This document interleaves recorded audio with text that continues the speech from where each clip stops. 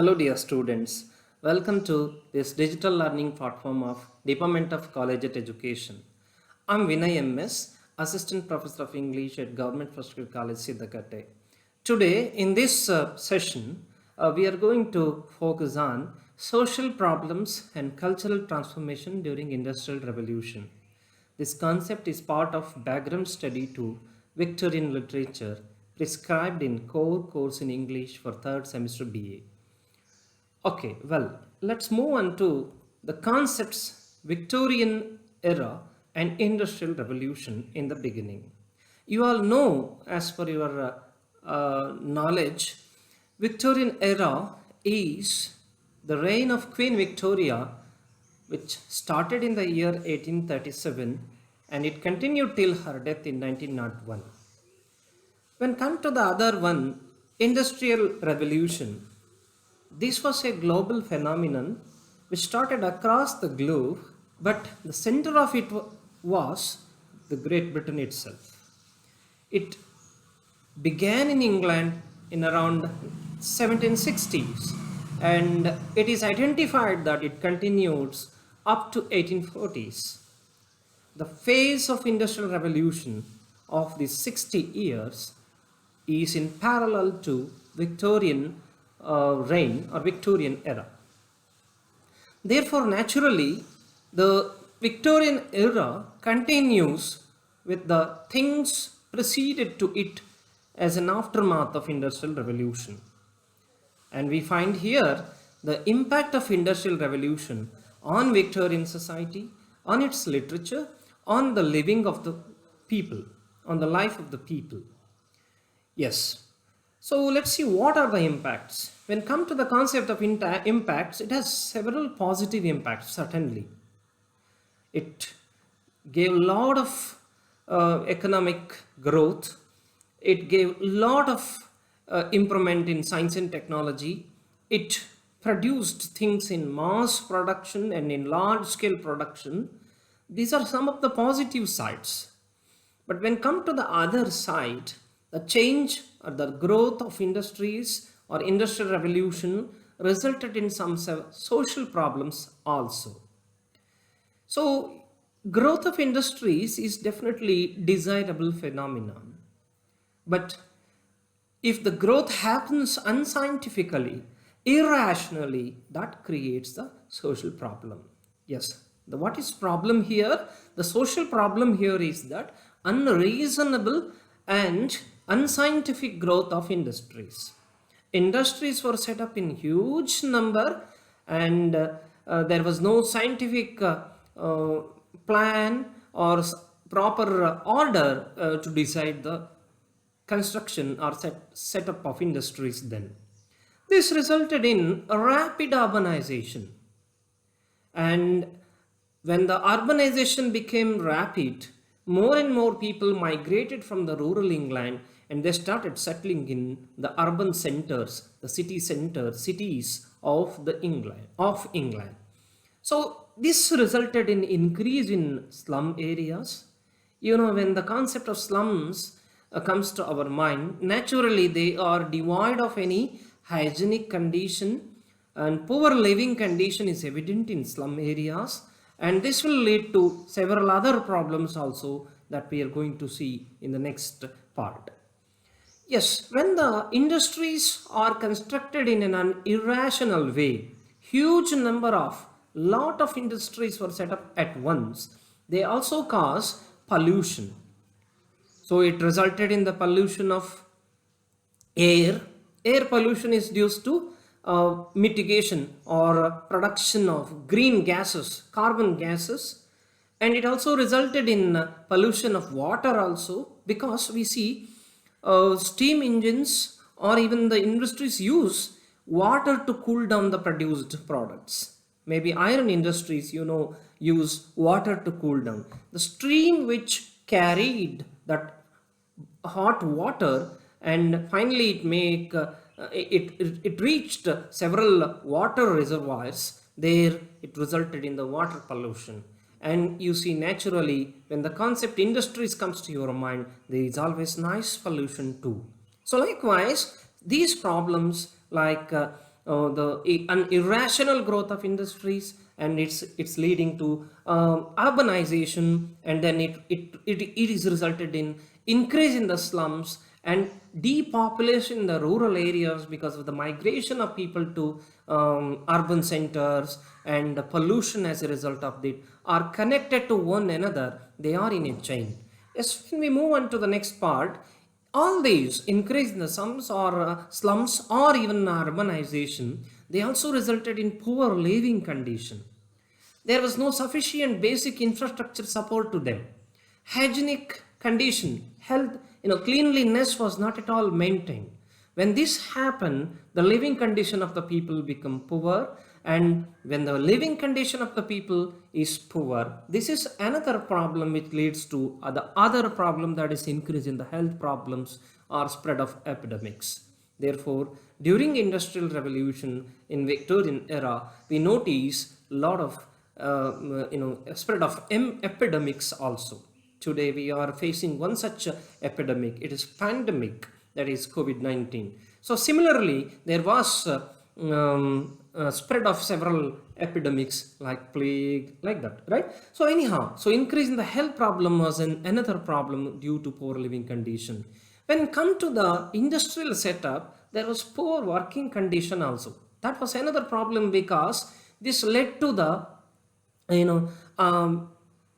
anxiety or insecurity of the workers, because working class formulated the major section then, and they were not provided good working condition. They had to work in a very bad environment. And in the meantime, we also noticed there was exploitation of workers. The rich capitalists, who are obviously profit minded, they started exploiting the workers, and they made them work overtime, and put on them overburden of work too. In the meantime, we observe oppression of women and children, because women and children were the cheapest source of labor then. So especially children were used as cheapest source of labor. It was not necessary for them to pay equivalent to men. Certainly equality of men and women was not there in that part of society. Naturally, this led to, on the one hand, economically they oppressed them. On the other hand, women and children became victims of the dominant employers. So all these things, maybe poor working condition or exploitation of workers, oppression of women, and low wage paid at the industries, all these things led to increase in poverty. There was acute poverty, a widespread poverty in the society of the industrial revolution. Yes, let's move on to next part. So we also notice here that there was a class which wasn't existed before this era, that was working class. The emergence of working class was a major factor. Of course, it's not a social problem, but it leads to some social problems later. Emergence of working class was a major factor that led to several other problems there. So we see a rigid class structure was created. When working class emerged as a big class, the gap between the other classes and working class increased. It led to a rigid class structure, and it also led to a great gap between the rich and the poor. The rich became more and more rich with the more and more profit they gained from the industries, and the poor remained more and more poor with contributing their labor to the rich and making them profitable. So likewise we see the gap between the poor and the rich increased. When the class distinction is there and when the class structure is prevalent in society, we also notice another problem, that is racial and class-based discrimination. When this class structure of society exists, naturally you see some dominant class oppresses the underprivileged or marginalized class, and it leads to discrimination also and oppression also. Therefore, the class distinction led to class-based discrimination and oppression. And in the meantime, we notice, as I already mentioned, there was overburdening of work. You know about probably psychology was a science which emerged or became popularity with the father of it named as Wilhelm Wundt, that became popular in 1850s because that was the need of the hour. Overburdening of work increased stress and anxiety among the workers. Many suffered from several diseases, including psychological diseases. There was a need for them to undergo treatments. So such a thing we observe in the society. In total, when we take the industrial setup in particular, it was working class who were the suffering class of the era. So again we observe all the problems. When the problems happen, there is a process of sclerosis here, where a tissue becomes hardens when the new things or new shoot or new tissue rises from a plant. Similarly here, the transformation which was the result of these problems. Several other problems were also there, but in the meantime they led to cultural transformation. What is cultural transformation? Transformation is a shift in the certain basic tenets of culture. Maybe some changes in the very structure of the society lead to cultural transformation. And yeah, here in this case, you see, industrial revolution brought several changes in the society, and it resulted in cultural transformation also. The major ideas under this we observe here is that work from home or cottage industries shifted to town. You see, people used to work in home, setting up their own small scale industries, cottage industries. Maybe if you take the example of a textile industry, it wasn't there. Spinning wheels were there within the homes, and the people used to produce that. But when the large scale industries were set up, there happened shift from that small cottage industries into the town centers, where huge sized industries started producing the textile. Similarly, this led to a shift from agrarian economy to industrial economy.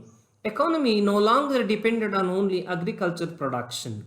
It now moved to industrial economy. The major part of the production or the contribution was from industries. And then in the meantime, we observe the rapid urbanization was another transformation. We also observed that as a problem because it led to several problems. But here again, as a transformation, rapid urbanization was seen, and this urbanization led to creation of several centers in the urban locales or urban cities. Cultural centers were established, and maybe you know about Royal Society of England, for example. Cultural centers were established. And in the meantime, we notice another important part of cultural transformation is spread of science and technology. A kind of awareness regarding the new ideas, you know, about Origin of Species, written by Charles Darwin, which was published in 1859. So you observe, it brought a new kind of evolution theory. Similarly, you observe several new ideas of science and technology started spreading. When the science replaced, or when the science was blossomed in the minds of the people, it led to look at things empirically. I mean, experimentally, making experiment, and if something is proved out of experiment, they believe it. So therefore, some things or several concepts which were not established out of experiments were looked at with a skeptical, a rational attitude. Skeptical means doubtful. People doubted certain faiths, and there was doubt in the faiths that people had then. So anyhow, likewise, cultural transformation was another exhibited through different points. When we come to the context of industries, these problems in when we come to the context of industries, there happened the formation of labor unions. What was the need for the formation of labor unions? Because workers in the industries were exploited in number of ways. They wanted their unions to fight for their rights. Therefore, they formed labor unions, and they started organizing strikes and collective protests. because to fight for their rights, they started organizing this, and this resulted in the difference of opinion between the workers and the owners of the industries, right? And in the meantime, another important transformation is spread of awareness about different things. Lot of things, maybe awareness about education, awareness about scientific ideas, awareness about rights and duties. Of course, I can mention duties because we have another point here as human values of Queen Victoria. So we see there were several human values, maybe work ethic or personal improvement. Such human values of Queen Victoria started spreading, and people considered them as their part of day-to-day life. In all classes, we noticed the influence of those values of Queen Victoria, of the values which were popular in the age, which spread it. And as a part of this, again, we notice support for art and architecture through exhibitions and fairs. Because you observe the great exhibition that happened in around 1860s. Similarly, you see so many fairs and exhibitions were conducted to support art and architecture and even literature for that matter. So in the way, in total, we see there was a preference for high culture. Preference was given to high culture, a kind of elite culture, and everybody followed a concept called Victorian morality. What is this Victorian morality? A concept which was, they believed in certain morals. I think I mentioned one there. Personal improvement is a moral. Work ethic is a moral. And all of them believed in those morals, and they started following it irrespective of classes. Therefore, we observe Victorian era was witnessed a major transformation as per cultural and social process are concerned. And when we go to the other side in society, there was change in the role of women. Women were no longer, stick to within the four walls. They went out of that. I mean, they started working in industries. They started entering the political field. We also noticed they started fighting for the rights. Of course, you have studied that different waves of feminism started in the Victorian era itself. The first wave of feminism started in the Victorian era. The rights of the women or the fight for the rights of the women gathered momentum in Victorian era. Therefore, the role of the women changed there, and they became part of the society. Even they started entering the political field, because even political rights were granted later on. And on the other side, we also notice spread of education, increase in literacy rate. Several education centers became popular. Maybe you know about Oxford, Cambridge. All these reached their peak in Victorian era, and this naturally contributed to increase in the literacy rate. And when the literacy rate increased, the reading culture of the people increases. So the people started reading fictions, plays, or even poems for that matter. And naturally, this taste of the people in literature started encouraging the writers to write, and there happened an exuberant production of literature. So therefore, Victorian era witnessed such a great production of literature, not just in the form of fictions like fictions of Charles Dickens, Hardy, or even Meredith, Thackeray. So it was also in the form of poets through the poetry of Tennyson, Browning, Arnold, and many other stalwarts of Victorian era. And in the same time, we see very important feature of this literature was they highlighted the major trends of the society. The transformation which was going on in the society was also tracked through the literature, and definitely they threw light on the social problems. And now, through the accounts of these literary stalwarts, we study the problems existed in the Victorian society. So, likewise, we can definitely say industrial revolution. To conclude, we can say industrial revolution in England resulted in a variety of problems along with the advantageous side of it. True, because There were several positive sides, positive developments because of industrial revolution. Along with that, there were some problems also, and in the meantime we see those problems led to several cultural changes or transformations in England, including exuberant literary production in the Victorian age, isn't it? We see that the problems existed in the society reflected in literature, because literature is a reflection of society. ನಮಗೊಂದು ಮಾತಿದೆ, ಸಾಹಿತ್ಯ ಸಮಾಜದ ಪ್ರತಿಬಿಂಬ, ಗತಿಬಿಂಬ, ಮತಿಬಿಂಬ ಎಂಬುದಾಗಿ. Definitely literature reflected that very pace of society. It reflected the developments in the society, and it resulted in a very large scale documentation of the things happened in the Victorian society. So therefore, the social problems and cultural transformation as a result of industrial revolution in England is an important phenomenon to study in Victorian era. Thank you for watching.